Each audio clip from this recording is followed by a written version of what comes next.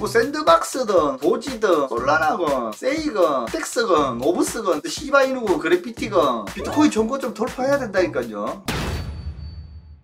뭐 추가로 여러분들 뭐 궁금하거나 질문하실 거 없나요? 자, 월급 받고 인센티브도 받고 현금 비중이 평소보다 조금 더 있는데 지금 조금씩 분할해서 추매하려는데 시기가 괜찮을까요? 제가 말씀드렸잖아요. 비트코인은 어쨌든 박스권 저가에 있을 때 이미 뭐 그때 사는 데라고 이야기했는데 이미 중반까지 올라왔으니까 좀 대기해보고, 그리고 추가적으로 현금 비중 계속 생기는 사람들은 보름에 한 번씩 조금씩 사던가 매주 조금씩 사던가 한 달에 한 번씩 좀 많이 사던가 이렇게 해나가면 되지 않겠어요? 예. 계속 어차피 현금이 들어온다면 그 현금 놔두면 뭐해. 어차피 현금 비중이 있다면 그러는 거예요. 계속 현금 비중이 지금 늘어나신다고 하니까. 자, 비트코인 같이 시총이 큰 자산을 특정 세력이 가격을 누른다는 게 말이 되는 건가요? 이 세상에는 저희가 다 알지 못하는 그런 어마어마한 자금의 세력들이 저는 있다고 봅니다. 예, 저는 있다고 봐요. 왜냐하면은 비트코인은 아무것도 아니죠. 근데 돌이켜보면 진짜 글로벌 세계 증시들도 어떻게 보면은 이게 너무나 누군가에 의해서 뭔가 그려지고 있는 듯한 그런 움직임을 받은 적이 꽤 많이 느껴졌거든요. 저도 이건 그런 것 같아요.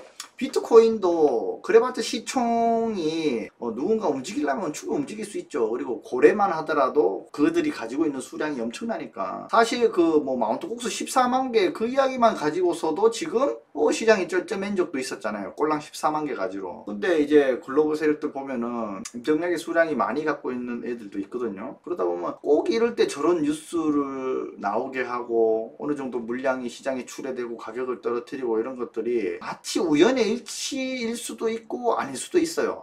그렇지만 그 우연의 일치가 너무나 잘 들어맞는 거지. 예를 들면 그런 거예요. 이건 조금 비유가 맞는지는 모르겠지만 우리가 창조론, 진화론 이런 게 있잖아요. 근데 보면 진화에 대해서도 어떤 말이 좀 안 되는 부분들이 있긴 하지만 과학적으로 아구다리가 많이 딱딱딱 들어맞으면서 좀 신빙성이 가는 그런 것들도 있고, 그 종교적인 측면을 봤을 때도 과학적으로는 증명이 안 됐다라고 하지만 종교가 아니면 또 설명이 안 되는 부분들이 또 너무가 많은 거야. 과학이냐 신의 존재냐, 약간 그런 측면이 좀 비슷하게 그려지잖아요. 세계 경제도 좀 그런 게 있어요.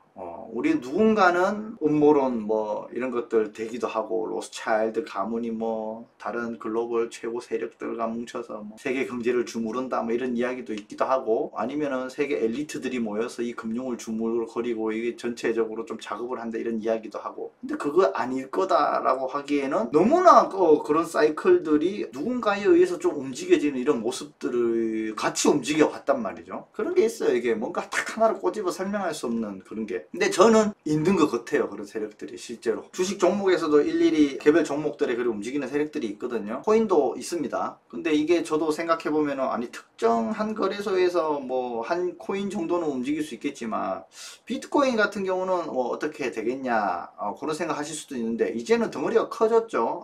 블랙락 같은 경우가 만약에 또 그런 세력이 돼버릴 수도 있는 거고, 실제로 그들 물이 얼마나 끈끈하게 잘 소통이 잘 이루어지겠어. 커뮤니케이션이 잘 된단 말이에요. 그 월가의 자산 운용사 그 매니저들도 있을 테고, 하물며 그 위에 대표 회장들 얼마나 커뮤니케이션이 잘 되겠어요. 말 한마디면 솔직히 말만 맞추면 다 움직일 수 있지. 할 수 있는 거니까 저는 그들이 있고 그렇게 움직일 수 있다라고 보겠습니다. 경기 침체 오더라도 반감기 상승은 온다고 보시는 건가요?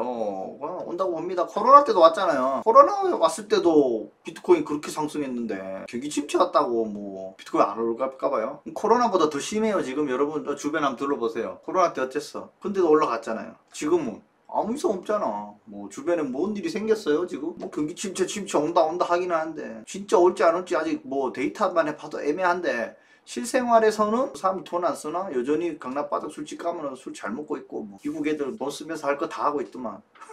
영상 보면. 비트코인 사이클 전에는 어디 투자하셨었나요? 뭐 TQQQ도 했었고요. 코인베이스도 중간에 샀었고 그랬습니다. 코스닥 레버리지도 했었잖아요 제가 그때. 러우 전쟁 일부러 적결시키지 않고 대선 후에 새로운 대통령 외교 입지 상승과 돈풀기를 통해 자산시장의 급등을 가져올 수 있다는 시나리오가 있는데, 아니 시나리오는 정말 말 그대로 시나리오입니다. 정말 될 수도 있습니다. 그리고 안 될 수도 있는 거고요. 그래서 우리는 시나리오는 그럴 수도 있겠구나, 그냥 그렇게 생각만 하면 되지, 이거를 꼭 그렇게 되겠다, 이렇게 될 거야 저렇게 될 거야, 그건 알 수 없는 거죠. 그렇기 때문에 우리가 예단할 자체가 의미가 없어요. 결국은 그렇게 되고 난 뒤에 우리가 대응을 해야 되지. 어차피 시장에 지금 다 풀려 있잖아요. 참여하고 있잖아. 우리가 현금만 100% 가지고 있다라면 시장을 지켜만 볼 텐데 이미 이제 비중을 맞춰놓고 이 시장에 투입돼서 우리는 홀딩을 하고 있는 상태이기 때문에 예측은 의미가 없어요. 전쟁 나면 폭락하겠다는 시나리오도 있잖아요. 그 시나리오대로 예측을 해버리면 지금 코인하고 다 팔고 주식 다 팔고 현금 100% 만들어놔야 되는데 만약 그랬는데 그 시나리오가 틀렸어. 와 전쟁 종결돼버리고 뭐 글로벌 시장이 펌핑이 됐어. 그러면 다 털리게 돼버리는 거잖아요. 결국은 대응을 해야 됩니다. 그래서 조금 손해보고 남들보다 늦더라도 대응을 해서 상세 손해를 상쇄시키고 이익을 좀 깎아먹더라도 좀 늦게 대처를 하는 게 나아요. 미리 그걸 예상을 하고 예측을 해서 움직여버리면 완전 그냥 반대 포지션은 다 틀리게 되는 거지. 주동님이 신경 쓰이는 블랙스완이 될 수도 있을 것 같은데 대부분 주목하고 있진 않지만 블랙스완이 될 수도 있을 것이라 생각되는 요소가 있으실까요? 진짜 블랙스완은 근데 예측하지 않은 곳에서 오잖아요. 갑자기 만약에 근데 이번에 전쟁이 우리가 예상치 못하게 갑자기 막 더 격하게 흘러가서 막 중동에 거의 막 이란, 사우디 막 중동 전쟁으로 번지고 결국 막 중국 참전하고 막 미국도 막 참전하고 막 이상하게 돼버릴 가능성이 뭐 0.1%가 되더라도 있긴 있잖아요. 그렇게 되는 거는 우리 지금까지는 그렇게는 안 될 거야 라고 생각하잖아요. 또 그게 돼버리면 그게 블랙스완이 되는 거지. 꼭 갑자기 또 새로운 뭐 질병 나타나 버린다던가 별일이 다 있을 수 있어요. 그래서 제가 예전에 강의해드릴 때 그거 중요하다 그랬잖아요. 없던 건데 생기는 거 조심도 해야 되고 투자 시작할 때 그걸 또 봐야 돼. 재료가 될 수도 있고 악재가 될 수도 있다. 자, 아까 최고점이 내년 말에 올 수도 있다고 하셨는데 말씀하신 대로 올해만 내년 초에 상승 피크 가능성이 크다고 생각하시는 건가요? 네, 그렇습니다. 일단 왜냐하면은 저번 사이클에도 이렇게 연말에 갔다가 연초까지 갔다가 빠졌고 하반기에 이래 가고 시즌 끝났잖아요. 근데 꼭 이때 안 보더라도 이럴 때 그냥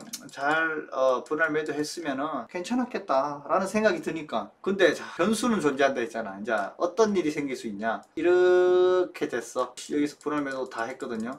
다 했는데 이렇게 될 줄 알았는데 이렇게 됐어. 이거는 이제 좀 짜증나는 거지. 그러면 이제 어떻게 될까? 대비를 해야 되는 거죠. 근데 이것도 저는 대응할 방법이 있습니다. 이렇게 분할 매수 다 했는데 일단 전고점을 재돌파하잖아요. 그럼 일단 좀 따라가야지. 따라갔다가 적당하게 또 나오는 거지. 물론 이만큼 다 크게는 못 먹어도요. 전고점 돌파했는 게 확실하다는 모습이 보여지면은 또 어느 정도 분할 매수해서 따라 들어갈 겁니다. 그래서 대응이 중요하다는 거예요. 대응이. 우리는 시나리오별로 어떻게 대응할 것인지를 머릿속에 여러 가지 갈래로 이렇게 생각해 놔야 되거든. 아시겠죠? 자, 비트코인 ETF 2배로 보유 중인데 업비트에서 비트코인 현물 구매로 넘어가는 게 바람직하요. 미국 주식 ETF라.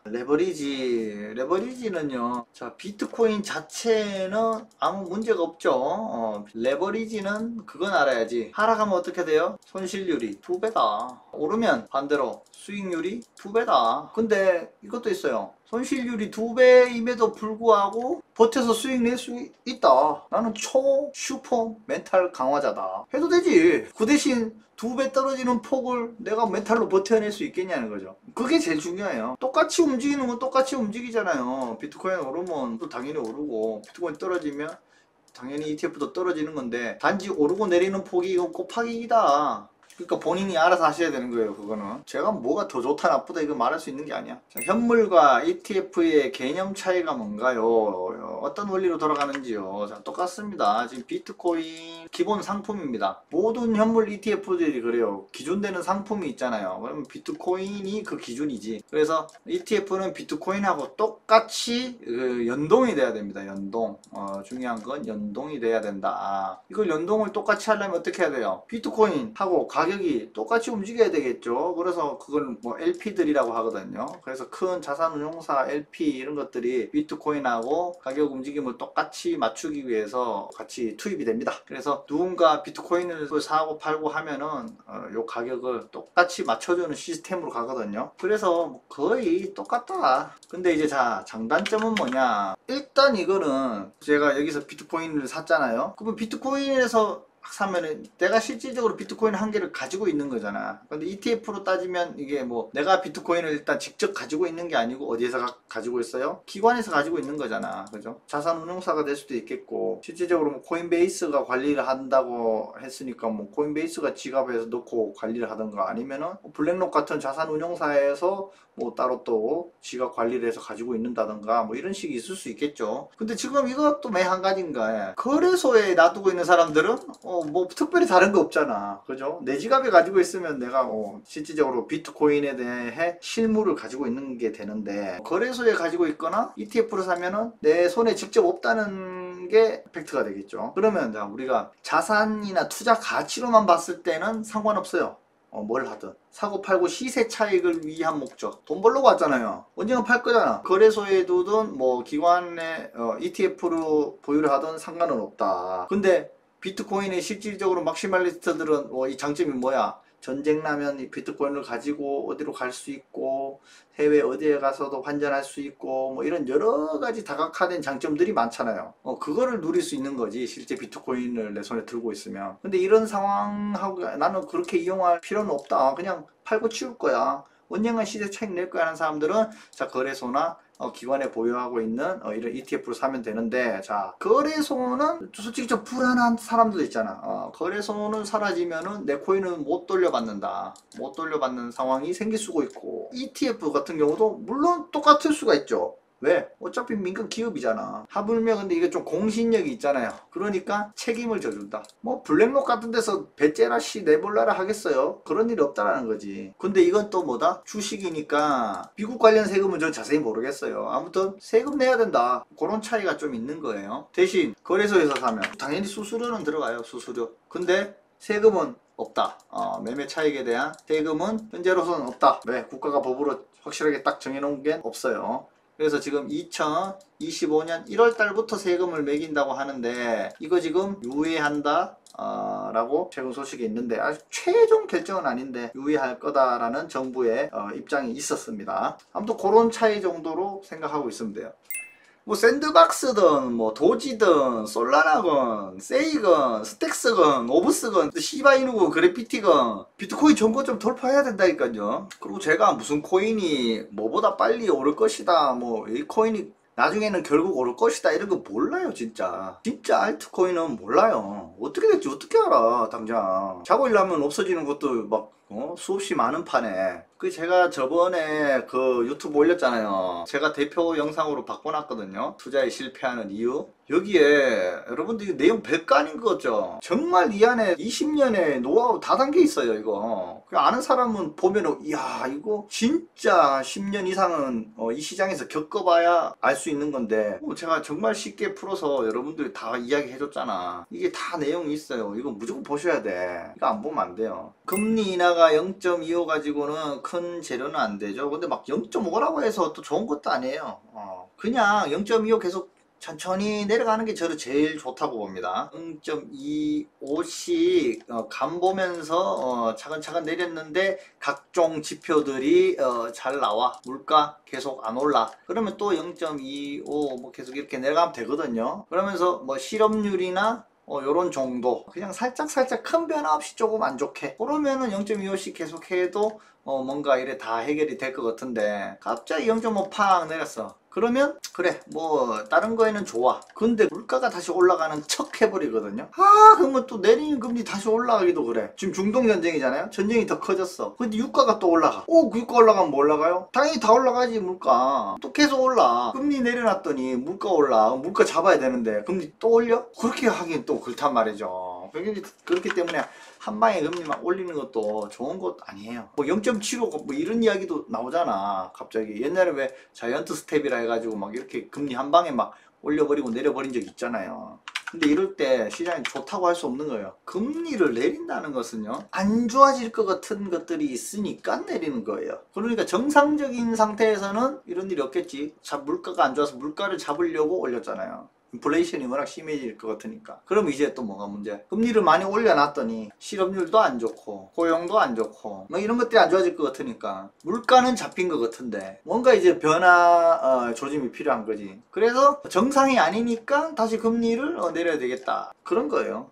주동님이 오래전부터 이야기하신 것처럼 9월 금리 인하가 이루어지는데 이걸 추론하셨던 특정 근거가 있으셨는지 아니면 뉴스 보다 보면 감이 잡히는 건지 궁금합니다. 맞아요. 예전 올 초부터 9월달 소리 질렀잖아요. 근데 시장에 다 나와 있는 데이터였어요. 왜냐하면은 그때 당시에 이제 금리 올리면서 점도표가 있었잖아. 점도표에서 보면 예상 금리 언제 시점 어떻게 올리겠다는 그 점도표대로 연준은 다 진행하고 있었거든요.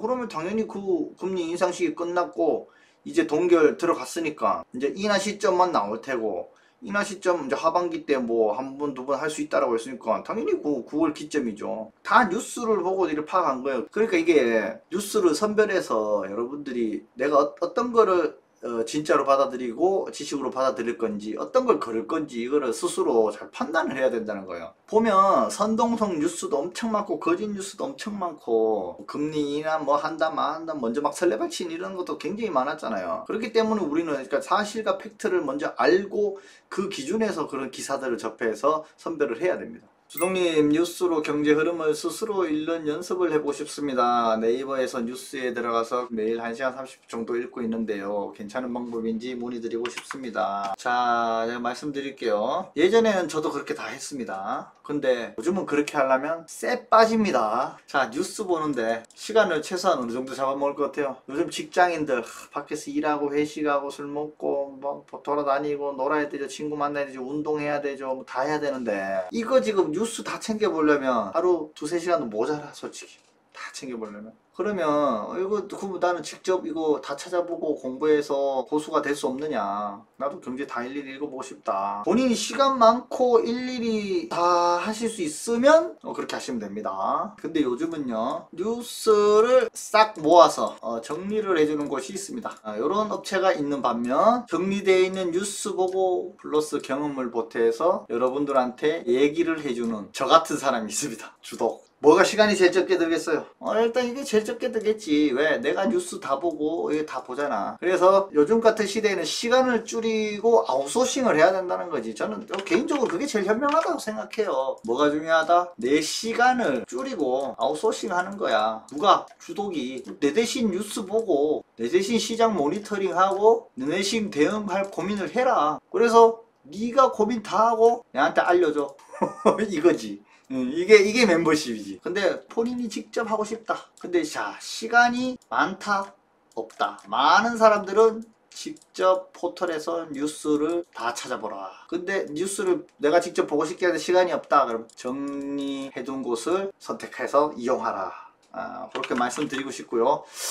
이거 제가 공개 안 하려고 했는데 질문 들어왔는 김에 알려드리면 딴 데 가서 뉴스 정리해주는 업체 찾지 마시고 제가 어차피 뉴스 찾아보고 정리하고 내 머릿속에 넣어놓고 여러분들 알려주잖아요. 그래서 제가 직접 직원들하고 주식 고수들, 내 제자들 그리고 경제 분석가들, 연구원들 하고 다 모여서 직접 시장의 뉴스를 싹 모아서 뽑아낼 겁니다. 지금도 한 절반 정도는 이 작업을 하고 있어요. 투자 멤버들이 있습니다. 그 사람들한테 제가 뽑아내라고 시키거든요. 그것만 보고 제가 시간을 좀 줄이긴 한데 이렇게 뽑아낸 것들을 다시 사람들을 위해서 뉴스로 발행하는 거야. 네이버 프리미엄에 리포트, 뉴스, 시황 이런 것만 뽑아서 가칭 쪽집게 리포트 이런 거 하나 만들어서 굉장히 저가로 이런 뉴스만 사람들이 좀 편안하게 정리된 거 볼 수 있도록 하면 어떨까. 그래서 이거를 진행하고 있습니다.